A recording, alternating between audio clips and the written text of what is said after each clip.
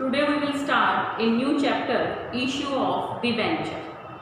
बेटा ये चैप्टर आपके बिल्कुल लेसन नंबर 7 की तरह है, इशू ऑफ शेयर्स की तरह। जिस तरह से एक कंपनी अपनी सिक्योरिटीज़ को इशू करती है, शेयर्स इशू करती है, उसी प्रकार से एक कंपनी लोन लेने के लिए डिबेंचर्स इशू कर सकती है। ये चीज़ हमने पहले भी 11th में पढ़ा है कि डिबेंचर्स इशू करके एक कंपनी लॉन्ग टर्म के लिए बॉरोड फंड्स जो है वो कलेक्ट कर सकती है। डिबेंचर्स और शेयर में एक डिफरेंस है जो आपको पता है कि शेयर्स जो होते हैं वो कंपनी की कैपिटल होती है and shareholders are called the owners of the company, whereas the debenture is the borrowed fund and debentures are the loan giver of the company. Debenture holders are the loan giver of the company. जो shares होते हैं उन पर rate of dividend fix नहीं होती है, लेकिन जो डिबेंचर्स हैं उन पर रेट ऑफ इंटरेस्ट जो है वो फिक्स होती है। आपको जो इंटरेस्ट है वो पेमेंट करना होता है। शेयर्स पर दिया जाने वाला इंटरेस्ट डिविडेंड, शेयर्स पर दिया जाने वाला डिविडेंड जो इक्विटी शेयर्स हैं उन पर दिया जाने वाला डिविडेंड फिक्स भी नहीं होता और साथ में पे करना भी जरूरी नहीं होता है। If a company bears loss then it is not mandatory for a company to pay dividend on equity shares, but profit or loss is calculated after paying the interest on debenture. It means interest on debenture is a charge. ये एक charge होता है। It means always it must be paid. Debentures पर जो interest है वो हमेशा company को पे करना ही करना पड़ता है, चाहे कंपनी को प्रॉफिट्स हो रहे हों उसके बाद या कंपनी को लॉस हो रहा हो, डजेंट मैटर। तो डिबेंचर्स जो हैं वो कंपनी के लोन गिवर्स हैं, लॉन्ग टर्म लोन गिवर्स होते हैं, जबकि शेयर्स जो होते हैं, शेयर होल्डर्स जो होते हैं वो कंपनी के एक्चुअल ऑनर्स होते हैं और हर प्रकार के लॉस को क्लियर करने के लिए रिस्पॉन्सिबल होते हैं। लेकिन दोनों ही सिक्योरिटीज़ को, चाहे वो डिबेंचर्स हैं या शेयर्स हैं, इशू करने का जो प्रोसेस है दैट इज़ द सेम, वो बिल्कुल सेम होता है। जिस प्रकार से शेयर इशू करते समय एक कंपनी पहले एप्लीकेशन कॉल करती है प्रोस्पेक्टस इशू करके, फिर allotment money, after that calls as well as at the time of debenture company में call application money, then allotment and then call money. उसी प्रकार से वो अपनी कंप्लीट फेस वैल्यू को कुछ इंस्टॉलमेंट्स के अंदर, जिसे हम एप्लीकेशन, अलॉटमेंट और कॉल्स मनी कहते हैं, क्योंकि आप ये बहुत अच्छे से शेयर कैपिटल के चैप्टर में कर चुके हैं, इसलिए आपको बहुत अच्छे से पता है कि एप्लीकेशन मनी क्या होती है और अलॉटमेंट एंड कॉल्स। ठीक है, तो बेटा एप्लीकेशन, अलॉटमेंट, कॉल्स हम कर सकते हैं। जिस प्रकार से शेयर्स एट पार इशू हो सकते हैं, एट प्रीमियम इशू हो सकते हैं, debentures also can be issued at par, at premium, but debentures can also be issued at discount. Debentures जो हैं वो डिस्काउंट पर भी इशू किए जा सकते हैं। ठीक है, अभी तक हमने पढ़ा shares can be issued on par and at premium, but shares can not be issued at discount. Remember it, हमेशा याद रखना बेटा इसको कि शेयर्स डिस्काउंट पर इशू नहीं किए जा सकते, जबकि डिबेंचर्स को डिस्काउंट पर भी इशू किया जा सकता है। उन्हें पार, प्रीमियम और डिस्काउंट तीनों पर इशू किया जा सकता है। ठीक है, जिस प्रकार से शेयर्स एट पार सब्सक्रिप्शन पर हो सकते हैं, अंडर सब्सक्रिप्शन पर हो सकते हैं और ओवर सब्सक्रिप्शन हो सकते हैं, ओवर सब्सक्राइब हो सकते हैं, उसी प्रकार से डिबेंचर्स भी पार सब्सक्राइब, अंडर सब्सक्राइब और ओवर सब्सक्राइब हो सकते हैं। तीनों तरीके से हो सकते हैं। तो इसमें भी हम उसी प्रकार से बेटा एंट्रीज करेंगे जैसे कि हमने शेयर्स में की थी। इसे क्लियर है सभी को ये चीज़? तो हम करते हैं सबसे पहले आपके डीके गोयल की बुक से पेज नंबर 8.5 पर इलस्ट्रेशन फर्स्ट। आज हम इलस्ट्रेशन फर्स्ट करेंगे। क्या डिफरेंस है दोनों के अंदर शेयर्स और डिबेंचर्स की एंट्रीज को करने में, वो हम लोग सीखेंगे। ठीक है, तो देखिए बेटा ज़्यादा अंतर नहीं है, सिर्फ मेन डिफरेंस है उसको लिखने का फॉर्मेट वही है दोनों का, जैसा कि हम पहले भी बनाते रहे हैं। डेट,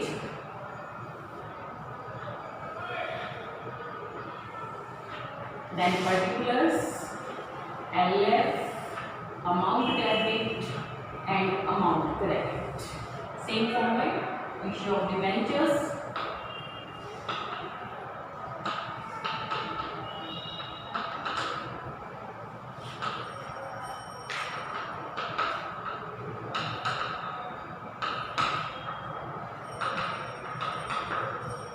अब हम उसी प्रकार से इन क्वेश्चंस को पढ़ेंगे। इसमें बीच में कुछ वर्ड्स हैं तो आप उन पर ध्यान देंगे। जैसा कि इसमें कहा गया है, Govind limited issued 5000 12% debentures of ₹100 each.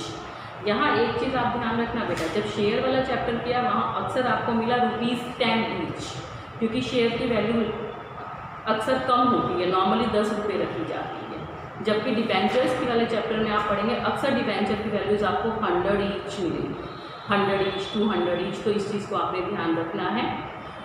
Eight par payable as follows, application 20, allotment 20, first call 30, final call 30। Public applied for 6000 debentures. देखो यहाँ ओवर सब्सक्राइब हो गए। Company issued for 5000 debentures but public applied for 6000 debentures. It means 1000 debentures are over subscribe. Application for 4500 debentures were accepted in full, 4500 को full allotment कर दी गई। And application for 800 debentures were allotted 500 debentures and remainings were rejected. Application for 700 debentures were rejected. Same उसी प्रकार से आपकी जो है यहाँ टेबल बन जाएगी कि आपने 4500 को फुल अलॉटमेंट कर दी, 800 को 500 की अलॉटमेंट कर दी, और जो 700 आपके बचे उसे आपने मिल अलॉटमेंट कर दी। सेम वही अप्लाइड आपके हो गए 6000 और अलॉटेड आपके हो गए 5000। बिल्कुल सेम वही टेबल जैसा कि आप उस समय में बनाते आए हैं जब आपने शेयर्स को इशू किया था। उसके बाद आप देखिए इसको लिखने के तरीके में क्या डिफरेंस है। सबसे पहले एंट्री वही होगी जब वहाँ आपने की थी, यहाँ पे डेट नहीं दी हुई। अगर आपको डेट दी गई है तो आप डेट लिखेंगे, बट इस क्वेश्चन में क्योंकि डेट नहीं है तो आपको पता है कि हम यहाँ सीधे नंबर लिखेंगे। Bank account debit 2। अब यहाँ आपको दिया होगा परसेंटेज, जैसा कि इस क्वेश्चन में गिवन है 12% डिबेंचर एप्लीकेशन अकाउंट। अब ध्यान रखिए आप क्या लिख रही हैं। पहले यहाँ लिखते थे शेयर एप्लीकेशन अकाउंट, शेयर की जगह यहाँ वर्ड आ जाएगा 12% डिबेंचर। अब इस 12% का क्या मतलब है? It is the rate of interest on such debentures. In debentures पर रेट ऑफ इंटरेस्ट जो है that will be paid 12%। It means जब ये डिबेंचर्स को हम एक साल में इंटरेस्ट पेमेंट करेंगे या हाफ ईयरली इंटरेस्ट पेमेंट करेंगे, that interest will be paid 12% per annum. ये रेट हमेशा पर एनम होती है बेटा, इस चीज़ को आपने ध्यान रखना है। तो डिबेंचर्स पर इंटरेस्ट है 12% पर एनम। 6000 इंटू में 20, 1,20,000 ये आपकी एंट्री हो जाएगी। ठीक है, सेम उसी प्रकार से उसके बाद नरेशन आप लिखेंगे जैसे लिखते रहे हैं, ये एप्लीकेशन बनी थी। Next one is 12%। ये 12% हमेशा साथ चलेगा, ये आपको हमेशा साथ रखना है। Application account debit 2 12% debentures. Shares की तरह बिल्कुल डिबेंचर्स में भी डिबेंचर्स विल बी डेबिटेड और credited only and only with face value. ये केवल आपकी फेस वैल्यू के साथ ही डेबिट और क्रेडिट किया जाएगा, जैसे कि शेयर कैपिटल को किया जाता था। तो 12% debenture application account debit to 12% debentures. जिस तरह से इसको डेबिट करते हैं पहले भी हम कर चुके हैं, कोई नया पॉइंट नहीं है। यहाँ पर हो जाएगा फेस वैल्यू से करेंगे 5000 इंटू में 20, 1 लाख। फिर आपको पता है इस प्रोरेटा डेवलपमेंट के लिए आप टेबल बनाते हैं, बिल्कुल वैसे ही टेबल बनेगी। 800 को 500 के अलॉटमेंट, 300 को 20, 6000 जो है वो एक्स्ट्रा अमाउंट आपकी हो गई। जो एक्स्ट्रा अमाउंट आपकी आई उसे आप अलॉटमेंट में करेंगे। 2 12% डिबेंचर अलॉटमेंट 6000, और जो 700 डिबेंचर्स हैं इनकी अमाउंट को आप पेमेंट कर देंगे टू बैंक अकाउंट 700 इंटू 20, 48,000। अब इसमें आपको ध्यान क्या रखना है बेटा बहुत सारे स्टूडेंट्स जो गलती करते हैं वो क्या करते हैं, 12% डिबेंचर कैपिटल लिख देते हैं, जैसा कि हम शेयर कैपिटल लिखते हैं, तो वो भी यहाँ पर 12% डिबेंचर कैपिटल लिख देते हैं। दैट विल बी रॉन्ग, क्योंकि डिबेंचर जो है वो हमारा बोरोड फंड है। बोरोड फंड होने के कारण इसके साथ कैपिटल वर्ड नहीं आएगा। यदि आप यहाँ डिबेंचर कैपिटल लिख देंगे तो ये आपकी गलत हो जाएगी, क्योंकि कैपिटल इंट्रोड्यूस करने का राइट केवल और केवल ऑनर्स को होता है, and they are not the owners, they are the loan givers. वो लॉन गिवर्स होते हैं, इसलिए इसके साथ आप कैपिटल वर्ड को जोड़ नहीं सकते हैं। तो इस चीज़ को आपने ध्यान रखना है। तो दो नई चीज़ें कि आपको हमेशा इसके साथ परसेंटेज अगर आपको क्वेश्चन में गिवन है तो आपने साथ लिखना है, और यहाँ पर कैपिटल वर्ड को नहीं जोड़ना है। बाकी आप देख रहे हैं कि एंट्रीज बिल्कुल वही हैं जो लास्ट चैप्टर में आप सीख कर आए हैं। उसके बाद सिंपल नेक्स्ट एंट्री आपकी वही आ जाएगी। अलॉटमेंट की एंट्री करेंगे, 12% debenture allotment account debit to 12% debentures, जो कि बार का क्वेश्चन है, तो एट बार हम वही एंट्री यहाँ पर भी करेंगे बेटा।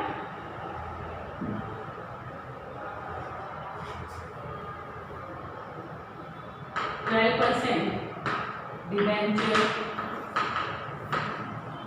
Allotment account debit to 12% debentures. आपको पता है ये फिक्स वैल्यू से होता है, तो यहाँ पर ये आपकी अमाउंट आ जाएगी 5000 इंटू में 20, दैट इज 1 लाख। कि आपकी जो अलॉटमेंट की अमाउंट गिवन है वो आपकी दी हुई है 20 रुपीज़, तो 20 रुपीज़ से आप इसको मल्टीप्लाई करके कर देंगे 5000 इंटू में 20।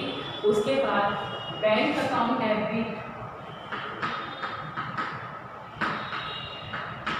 टू 12% डिबेंचर अलॉटमेंट 1 लाख की अमाउंट आपको चाहिए थी, 6000 आपके एप्लीकेशन के साथ एडजस्ट हो चुकी है, तो आपकी यहाँ अमाउंट आ जाएगी बेटा 94,000 94,000।